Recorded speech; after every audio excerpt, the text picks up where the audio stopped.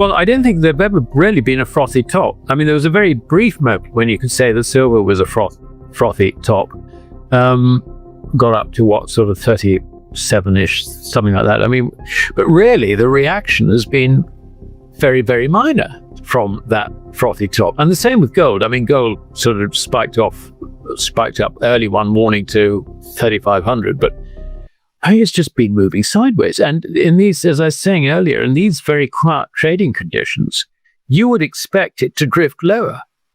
I mean, I talk, if you like, as an ex-stockbroker, and I knew that in the case of any stock, and it's the same has got to be true of commodities, in the absence of buyers, prices go down. Now, here we are with gold close to all-time highs. You've got no interest in the market. I mean, really very little in retail interest, that is for sure, because everybody's just out there enjoying the weather. Or, and this is what I found as a stockbroker in the UK, I mean, it was so frustrating, the summer months, because there was I on the floor of the stock exchange or in my office trying to contact clients to find that my competitors had taken them out to Ascot, Henley, all the sporting facilities. I couldn't get onto anyone and get them to deal because they were already being, wined and dined by my competitors. So it's the same thing now. Nobody's interested, and you would think gold and silver would drift off, but no, they're not. I think part of the reason is the weakness in the dollar. I think you've got to look at the dollar from the foreigner's point of view, always. They own, in terms of dollars and underlying financial assets, including about, I suppose, 7.5 to 8, or no, it's about 7 trillion of bank deposits, figure like that. Total is just under 40 trillion, of which I think about 14.5 is in equities. I mean, this is a lot of stuff to be sitting on when the dollar's going down. And the dollar from President Trump's if you like, Liberation Day on April the 2nd, dollar's lost well over 10%. So where have you made up the currency loss on your underlying investments? Well, the answer is you basically haven't. You might have done a little bit, I suppose, if you'd sort of continue to invest in NASDAQ type stocks, the Magnificent Seven, because they've performed reasonably well. You're buying into hot air. I mean, come on. It's, the idea that these stocks are value, if you like, it's just nonsense. If I was a foreigner, I would be, I'd really be reducing my positions, particularly when you get President Trump turning around and saying, the dollar should be lower. Okay, well, if it's going to go lower, that's not going to do me any good.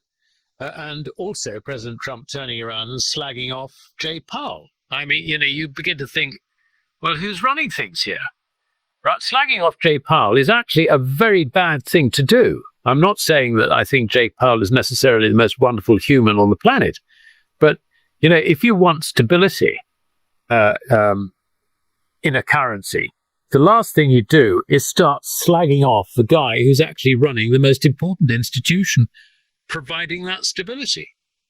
He's doing the job to the best of his ability. And I would say he's actually been doing quite a good job, given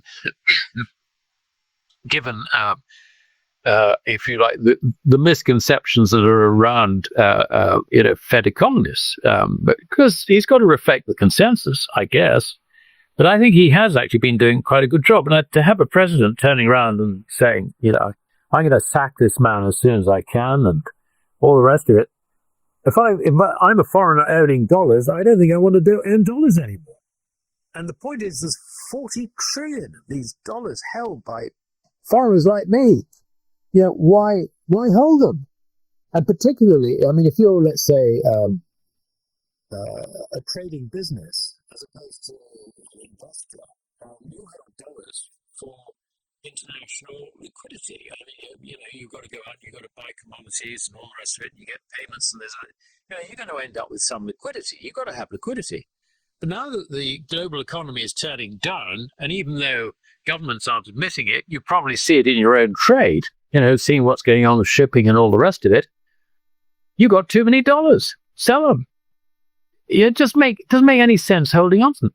The problem is, what do you sell them for? Well, if you're a foreigner, and let's say you're, say a German manufacturer like a BMW or Mercedes or someone like that, then you account in euros. So anything out of euros becomes, if you like, a risk, a profit risk. So what you do is you may not like euros, but basically you've got to sell your foreign currencies and go back into euros. And that basically, I think, is what the dollar is suffering from at the moment. Particularly euros, yen also, but I think probably to a slightly lesser extent than euros. And when it comes to sterling, it hasn't really started in sterling yet. I really don't think it has. Well, that could be the next shoe to drop, I must say. Selling sterling for exactly the same reason, because sterling is overowned.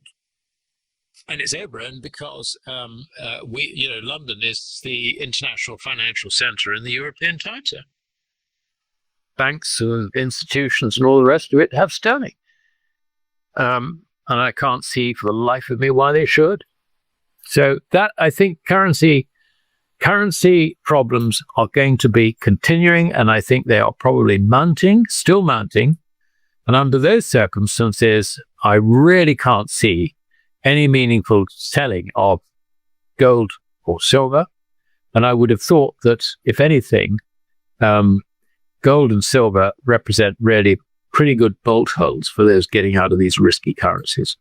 The story, obviously, with Bitcoin is that it's it's tomorrow's money or something. The point about my article is that it can't actually be money.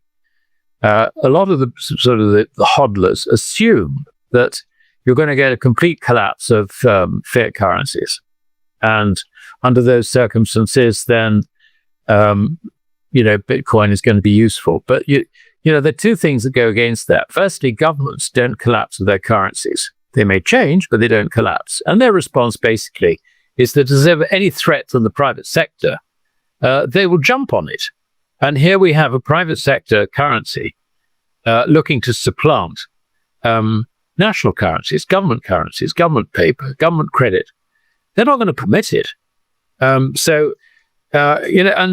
governments, governments will change. Of course they will. But they will basically get more oppressive. And I think the idea that any challenge to them, they're going to jump on it. We even run this risk with gold. The difference is that gold is legal tender. It is legally money in all our laws. Bitcoin isn't. So I think that's the first thing. The second thing is that they assume that in this sort of anarchical, this system of complete collapse, there's going to be electricity to continue to for you to be able to charge your phones so that you can use them, if you like, for transactions and all the rest of it.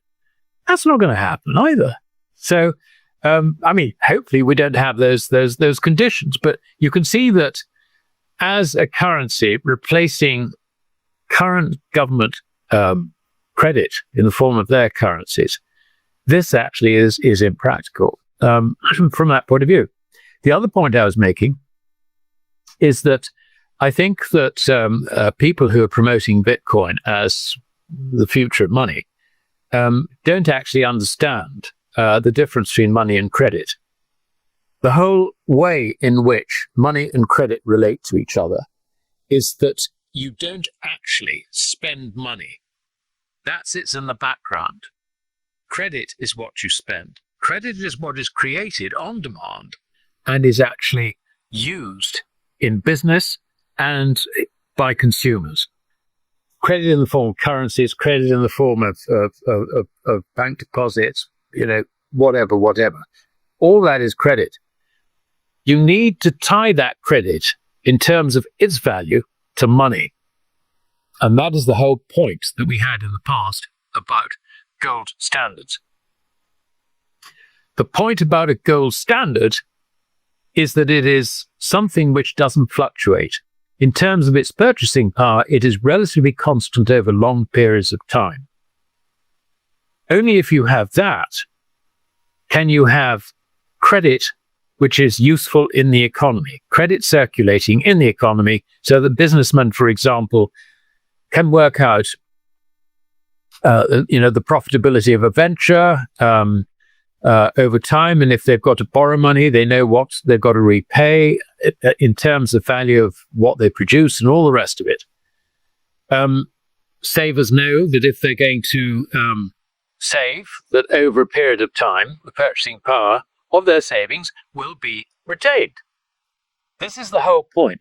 You don't actually go out and spend gold coins. It is the credit which is tied to it, which actually is the circulating currency, if you like. So that is the important point. Bitcoin cannot do this. Who on earth could possibly take out credit based on Bitcoin for any purpose whatsoever? For the very simple reason that you have no knowledge as to what the value of that is going to be, let's say after a year or 2 years or 3 years of a project. You can't even calculate what the project is going to produce for you. In other words, the idea of Bitcoin is it only works if there is no credit attached to it whatsoever. Alasdair Macleod just gave us a rare look behind the curtain, where fiat currencies weaken, gold regains trust, and the global balance quietly shifts. If what you heard made you think differently about the future of money, that's no accident. So don't just walk away. Hit like, subscribe, and ring the bell. Because the next phase of this monetary reset is coming fast, and you'll want Alasdair's voice guiding you through it.